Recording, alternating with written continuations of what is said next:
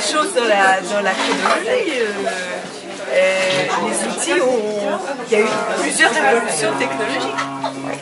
Alors vous pouvez nous les décrire ces révolutions, parce que tout à l'heure vous les avez décrites vraiment de façon extrêmement intéressante. Les débats qu'on pose aujourd'hui entre l'opposition de l'écriture par exemple à la main et l'écriture sur un ordinateur, ou bien l'autre débat qui veut dire le papier va être écrit par les amis, ce sont des débats qui surviennent comme ça, sans référence historique.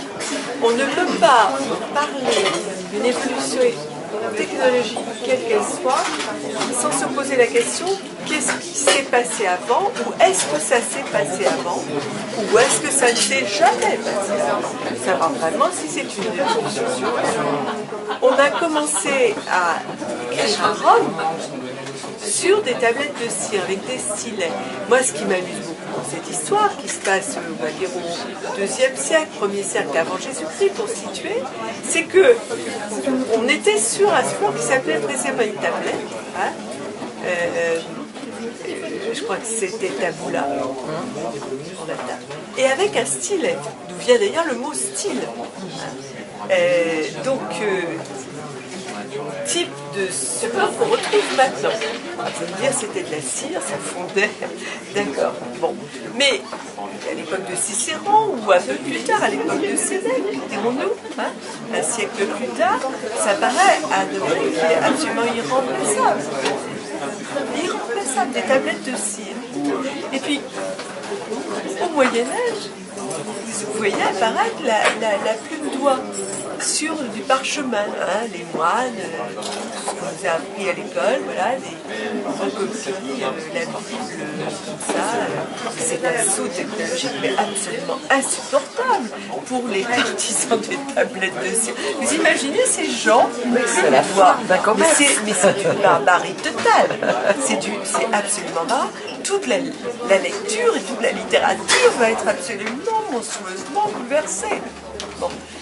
Et puis on va passer ensuite de la plume d'oie à une diffusion avec des machines d'imprimerie. Et le drame total. Le drame monstrueux. En plus, ça va sortir des monastères, ça va être diffusé à des tas de gens. Alors vous allez me dire, diffusé surtout dans des châteaux, plutôt à des gens assez riches. Ça fait quand même beaucoup plus de gens. C'est monstrueux. C'est de la pensée comme ça qui va être diffusée. Et puis qu'est-ce que c'est que ce papier? Avant, on avait du parchemin. Là, on va avoir autre chose que du parchemin. Et l'encre. Alors, il n'y a plus de d'enluminure, il n'y a plus de toutes ces merveilleuses choses avec du lapis lazuli, mais où allons-nous? Puis après, l'imprimerie, on va passer, alors je suis un peu sommaire, mais on va passer à des écrivains qui vont écrire, par exemple, avec... on va passer de la plume d'oie, parce que la plumerie c'est de la diffusion, mais de la plume d'oie d'écrivain, passer à un stylo à réservoir. Et c'est profondément choquant, un stylo à réservoir, vous avouerez. Vous vous rendez compte, vous avez de l'encre. Et qu'est-ce que c'est qui est en stock? On a pu à faire ça pour aller dans un encrier. C'est quand même de la machine. C'est quoi cette littérature qui va être écrite?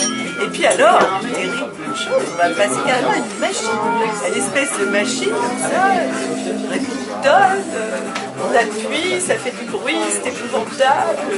Alors que c'était tellement bien, la plume du stylo à réservoir, ça faisait l'écrivain. Hein, la plume violette, souvent une balle de ceux qui sont tenants du stylo, qui disent, moi j'écris à l'encre violette. On connaît un auteur comme ça. J'en connais un notamment qui était lui. On s'est aperçu en route qu'il n'écrivait pas, c'est lui-même. C'était un grand tenant de la plume, de stylo à langue violette. Depuis, on s'est aperçu qu'il y avait des écrivaient sur des ordinateurs. Et puis ensuite, il est arrivé l'ordinateur. Voilà, pour écrire. Et c'est pareil pour le support. Et aujourd'hui, on a la tablette. Alors ça, c'est pour l'autre tablette. L'autre tablette pour le support. Ouais. Alors moi, ce que j'ai découvert là de façon, j'étais un peu étonnée, c'était que cette tablette, moi je disais, disais, ça m'embête les livres numériques parce que je ne peux pas raturer, je ne peux pas souligner, je ne peux pas mes notes.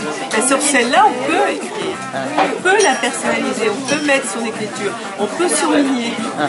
Alors là, je me suis dit, ça ressemble à quelque chose que je peux utiliser. Parce que, si vous voulez, moi, je me pose pas des... J'ai pas... quand j'ai utilisé en 84 le premier Macintosh, traitement de texte, et que je me suis fait d'ailleurs agonir d'ailleurs par tout milieu littéraire. Moi, quand j'ai vu cet instrument arriver chez moi, j'étais plutôt réticente parce que mon mari passait des nuits, il était chef de service informatique avec l'informatique. Donc je me suis dit, à la maison, maintenant c'est la vie domestique qui va être vue. Et c'est ma fille qui avait 13 ans qui m'a dit, mais non maman, regarde, tu peux écrire avec ça. J'ai touché, j'ai réussi à écrire. Et donc en fait, moi je me fais pas d'état d'âme. Je dis, est-ce que ça marche? Est-ce que ça me convient? Est-ce que c'est quelque chose qui correspond à ma très grande indépendance d'esprit, je pense que vous l'aurez remarqué, et à ma liberté qui crée de la créativité. C'est ça le critère. Je ne me pose pas la question, à partir du moment où c'est créatif, où je ne me sens pas contrainte, où ça va pour faire avancer l'esprit, et non pas pour le détruire. Parce que par exemple, en effet, des instruments, moi par exemple je ne suis pas sur Facebook, parce que je trouve ça destructeur. C'est un faux lien social. De servir dans un certain nombre de situations, mais bon, voilà, ça, je sais pourquoi je ne le fais pas. Mais là, c'est un outil qui fait avancer le spirit, ça va très bien. C'est un outil. Il n'a pas plus de valeur et moins de valeur qu'un outil. Alors justement, là, ce soir, parmi tous les auteurs qui étaient là, je crois que vous êtes la seule à avoir tenté l'expérience de publier en numérique chez un éditeur, ce qu'on appelle Pure Player, qui est Storylab. Oui. Comment ça se fait que vous avez accepté d'aller voir Storylab, de travailler avec eux Parce que j'ai trouvé que ça m'intéressait. Je voulais tenter l'expérience. Parce que pour le coup, ces livres n'existent qu'en numérique. Tout à fait. Alors c'était un format court. Ouais. Hein, un peu comme les nouvelles Samsung absolument, de ce soir. C'était plus long. C'est plus long. Oui. Ça correspondait bien. Et puis j'avais envie de le faire et de voir ce que ça donnait. Donc c'est pérenne, c'est ça qui est intéressant. Et donc, oui, c'était l'esprit d'aventure. Et donc là, la conclusion entre vos éditeurs papier traditionnels et un éditeur Pure Player numérique, ça n'a rien à voir. Ça n'a rien à voir parce que c'est très neuf, donc il faut attendre des mois avant de voir le résultat. Mais c'était pas un enjeu qualifié. Pour moi, c'est une expérience. C'est une expérience. Et voilà. Plutôt concluante ou... Moi, je suis très contente de l'avoir faite. Oui. Tout à fait. Et vous pensez recommencer? Tout à fait, parce que oui, je pense que ça va se développer, ça va devenir naturel. Donc moi j'étais pionnière souvent dans des tas de supports. Quand j'ai commencé à écrire sur le Macintosh en 84, j'étais considérée comme une alien. Oui, tout à fait. Je trouve formidable, des années plus tard, ça fait quoi, 30 ans, continuer à être une indienne.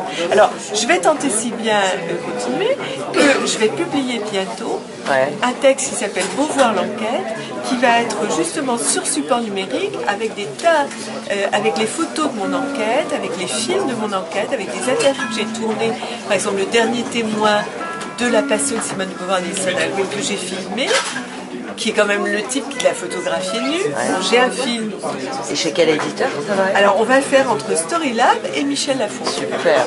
Et ça va être uniquement sur numérique. Et avec on va me voir travailler, à Columbus University sur les archives de Simone de Beauvoir et Nelson Algren, découvrir les photos, aller voir, découvrir en même temps que moi la maison de la rupture de ces deux amants, le métro de Chicago, enfin qui est tout le support. Alors on va pouvoir jouer avec les musiques, parce que je connais toute la bibliothèque musicale de Nelson Algren. je l'ai. J'ai des tas de photos inédites, j'ai même une photo érotique, un dessin érotique de Nelson Algren dans une de ses lettres à envoyer à une coquette, c'est peut-être Simone d'ailleurs. Oui, c'est des choses formidables. Personne n'a accès à ça, je peux le faire. Et ce sont mes documents, je n'ai pas de problème. Le droit de reproduction, puis on achètera aussi des droits de reproduction à l'INA pour nos interviews de Simone de Beauvoir, de Nelson Algren, ça va être très riche, ça va être super. Ça promet d'être passionnant en tous les cas. Je vous remercie beaucoup, Yann. Merci.